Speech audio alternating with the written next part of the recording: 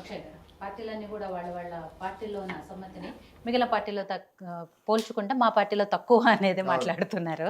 సరే, ఏదైనా కూడా ఆయా పార్టీల్లో సొంత పార్టీ నేతలు ఇలా విమర్శించడము లేకపోతే ఆ అసమ్మతి వినిపించడము అనేది ఆ పార్టీలకు కానీ ఆ నాయకులకు కానీ ఎంతవరకు మంచిదంటారు? ముందుగా నమస్తే యోయా టీవీ ప్రేక్షకులకు, దాంతో పాటు ఇక్కడ ఉన్నటువంటి మన మీడియా మిత్రులకు, అదేవిధంగా ఇతర రాజకీయ పార్టీల ప్రతినిధులకు ప్రతి ఒక్కరికి కూడా ఒక నమస్తే. అయితే మేడం చూస్తే కనుక అసలు కాంగ్రెస్ పార్టీలో అంతర్గత ప్రజాస్వామ్యం బీఆర్ఎస్తో బీజేపీతో పోల్చుకుంటే కనుక ఎక్కువ 100%. ఎందుకంటే కాంగ్రెస్ పార్టీలో ఇక విమర్శలు చేసుకోవడం, వ్యక్తుల మీద పార్టీ నాయకుల మీద విమర్శలు చేసుకోవడం అనేది సర్వసాధారణం. హైకమాండ్ కానీ రాష్ట్ర నాయకత్వం కానీ పెద్దగా లైట్గా తీసుకుంటారు. కానీ బీఆర్ఎస్ బీజేపీ వీళ్ళ విషయానికి వస్తే కనుక బీఆర్ఎస్లో మనం చూసుకుంటే కనుక గతంలో ఆల నరేంద్ర దగ్గర నుంచి మొదలు పెడితే విజయశాంతి, గాదే ఇన్నయ్య, తాటికొని రాజయ్య, చివరికి మొన్న ఈటల రాజేందర్ ఏమని మాట్లాడాడు, బీఆర్ఎస్ పార్టీకి అసలైన ఓనర్లం, సిసలైన ఓనర్లం మేమే అని మాట్లాడితే ఆయన పార్టీ నుంచి బయటకు వచ్చినటువంటి పరిస్థితి. సో ప్రస్తుతం కనుక కల్వకుంట్ల కవిత కేసీఆర్ గారి కుమార్తె కావడం వల్లనే ఈరోజు కవిత గారు అసమ్మతి మాటలు మాట్లాడినా, అసంతృప్తి వ్యక్తం చేసినా, లేఖాస్త్రం చేసినా, లేకపోతే చిట్ చాట్లో మీడియాతో మాట్లాడినా, కేటీఆర్ మీద పరోక్షంగా విమర్శలు చేసినా, ఎట్లా చూసినా కేవలం కేసీఆర్ గారి కుమార్తె కాబట్టి ఇవాళటి కూడా బీఆర్ఎస్ పార్టీలో కొనసాగుతుంది. ఇక మనం బీజేపీ విషయానికి చూస్తే కనుక బీజేపీలో అసలు అంతర్గత ప్రజాస్వామ్యం అనే మాట అసలు ఎక్కడ కూడా ఉండదు నాకు తెలిసి. ఎందుకంటే చాలామంది నేతలు అంతర్గతంగా విభేదాలు ఉంటాయి. కోల్డ్ వార్ నడుస్తుంది బీజేపీలో కూడా. ఇంత బాహాటంగా బహిరంగంగా ఇట్లా విమర్శలు చేయడం అనేది మనకు చాలా అర్థం చూస్తుంటాం. గతంలో రాజాసింగ్ చేసిండు, సస్పెండ్ చేయడం జరిగింది. ఇప్పుడు కూడా కవిత లేఖాస్త్రం సంధించిన తర్వాత కవిత మాటలను సపోర్ట్ చేస్తూ రాజాసింగ్ గారు ఇవాళ విమర్శలు చేయడం అనేది మనం చూస్తే కనుక కొంత బీజేపీ పట్ల కాకుండా బీజేపీలో ఉన్నటువంటి నాయకుల మీద ఆయన స్పష్టంగా ఒక వ్యాఖ్యలు చేసిండు. ఏమని వ్యాఖ్యలు చేసిండు? కరీంనగర్ కేంద్రంగా నా పైన కుట్రలు జరుగుతున్నాయి.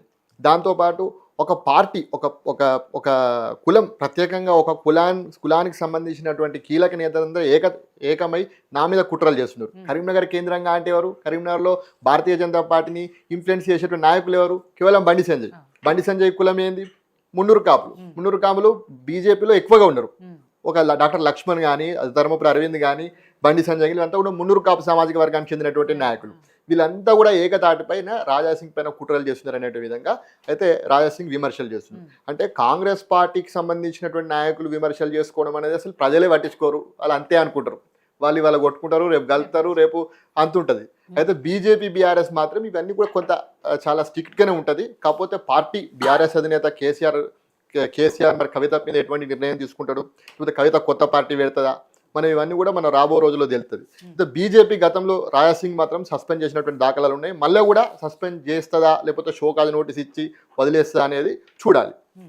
మీరు అన్నట్టు రాజాసింగ్ గారు ఒక కరీంనగర్ కేంద్రంగా ఉన్న నాయకులే కాదు, తన గోషామహల్లో శోభయాత్ర చేసేటప్పుడు హనుమాన్ జయంతికి కానీ లేకపోతే శ్రీరామనవమికి చేసే శోభయాత్రలో కూడా అక్కడున్న లోకల్ నాయకులే నా మీద సరిగ్గా జరగకుండా ఆటంకం కలిగించడానికి ప్రయత్నిస్తున్నారని ఇండైరెక్ట్ గా కిషన్ రెడ్డి గారిని ఉద్దేశించిన సందర్భాలు కూడా చూసాం. అవును, సరే చూస్తే కనుక బీజేపీలో క్లియర్ గా ఆయన భారతీయ జనతా పార్టీ నాయకత్వం పైన కూడా విమర్శలు చేసిండు. బండి సంజయ్ మీద నాయకత్వం సరిగా లేదు, నాకు అసలు సరైనటువంటి ప్రాధాన్యత ఇస్తలేడు అనేటువంటి విధంగా కూడా కొంత కిషన్ రెడ్డి గారితో బీజేపీలో చాలా మంది ముందు నుంచి ఉన్నటువంటి ఎవరైతే నేతలు ఉన్నారో, సీనియర్లు ఉన్నారో, డాక్టర్ లక్ష్మణ్ కానీ, రామచంద్రరావు కానీ, అదేవిధంగా చింతల రామచంద్రారెడ్డి కానీ, కిషన్ రెడ్డి కానీ, ఇట్లా చూసుకుంటే కనుక అందరితో కూడా భారతీయ జనతా పార్టీలో ఆయనతో విభేదాలు ఉన్నాయి. ఎందుకు విభేదాలు ఉన్నాయంటే సాధారణంగా రాజాసింగ్కి కొంత యాటిట్యూడ్ ఎక్కువ ఉంటుంది వాస్తవంగా.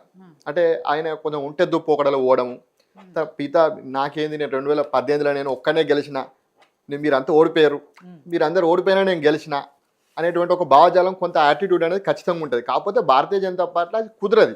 కొంత హైకమాండ్ డైరెక్షన్లో పనిచేయాల్సి ఉంటుంది. పార్టీ సీనియారిటీకి ప్రయారిటీ ఇస్తుంది. ఎందుకంటే రాజాసింగ్ పార్టీలకు వచ్చి 12 ఏళ్ళు అవుతుంది. కానీ కిషన్ రెడ్డి లాంటి నేతలు 30 ఏళ్ళుగా ఆర్ఎస్ఎస్ నుంచి, ఏబీవీపీ నుంచి వచ్చి వాళ్ళ పార్టీలో క్రియాశీలకంగా వేస్తారు. బండి సంజయ్ కానీ, లక్ష్మణ్ కానీ. కాకపోతే పార్టీ అనేది ముఖ్యంగా ఎన్నిసార్లు గెలిచడం అనే దానికంటే ఎన్ని సంవత్సరాలు పార్టీలో పనిచేసినాం అనేటువంటి దాన్ని భారతీయ జనతా పార్టీ వస్తుంది. బీఆర్ఎస్లో చూస్తే కనుక కేసీఆర్కో, కేటీఆర్కో, హరీష్కో, లేకపోతే కవితకో, సంతోష్ రావుకో, వీళ్ళకు అందుబాటులో ఉన్నటువంటి నాయకులు, ప్రజాదరణ ఉన్న నాయకులు, లేకపోతే డబ్బున్న నాయకులు బీఆర్ఎస్ చూస్తుంది. కాంగ్రెస్ పార్టీలో ఎవరైనా సెట్ అవుతారు. అంటే ఓవరాల్గా మీరు ఈ యొక్క 3 అంశాలు కనుక చూస్తే, కవిత ఎందుకు అసమ్మతి? పార్టీలో తన ప్రాధాన్యతను పెంచుకోవడం కోసం, పదవి దక్కించుకోవడం కోసమో లేకపోతే పార్టీలో పట్టు సంపాదించుకోవడమో ఏదో ఒక పదవి, కవిత యొక్క వ్యక్తిగత ప్రయోజనం.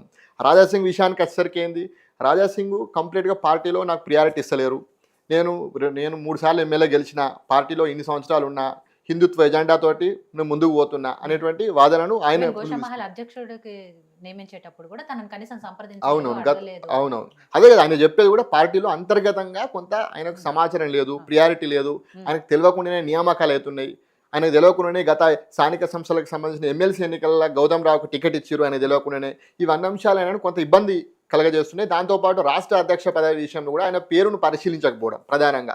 చాలామంది పేర్లు మనం మీడియా వాళ్ళు కూడా చాలామంది ఈటల రాజేందర్ అంటున్నారు, డీకే అరుణ్ అంటారు, ధర్మపురి అరవింద్ అంటున్నారు, మళ్ళీ బండి సంజయ్ అంటారు, కానీ ఎక్కడ కూడా రాజాసింగ్ పేరు చెప్తలేరు. సో ఇదొకటి ఆయన పరిశీలనకు తీసుకోకపోవడం. ఇక కాంగ్రెస్ విషయానికి వస్తే, కాంగ్రెస్లో కోమటిరెడ్డి రాజగోపాల్ రెడ్డి లాంటి వాళ్ళు సాధారణంగా ఎప్పుడు కూడా అసమ్మతి రాగా వినిపిస్తున్నారు. ఏ రకంగా చూసినా ఈ 3 పార్టీలకు సంబంధించిన నేతలు కూడా వీరంతా కూడా కేవలం వాళ్ళ వ్యక్తిగత లాభాల కోసం, పార్టీలో పట్టు కోసం, మంత్రి పదవి కోసమో, రాష్ట్ర అధ్యక్ష పదవి కోసమో అసమ్మతి రాగాలు తప్పితే ప్రజల కోసం ఎక్కడ కూడా నిలబడేటువంటి పరిస్థితి లేదు. నేను ప్రజలకు ఈ స్కీమ్ ఇస్తానది ప్రభుత్వం ఇది ఇవ్వలేదు, లేకపోతే కేంద్రం ఈ హామీ ఇచ్చి ఇది చేయలేదు, బీఆర్ఎస్ 10 ఏళ్ళ అధికారం నుండి ఏం చేయలేదు అనేటువంటి విధంగా మాట్లాడేటువంటి పరిస్థితి ఏ నాయకుడు లేదు. అందరూ కూడా తమ సొంత లాభము, స్వలాభం కోసమే అన్ని పార్టీల నాయకులు వాళ్ళ పార్టీల పైన అసంతృప్తిని వ్యక్తం చేస్తున్నారు.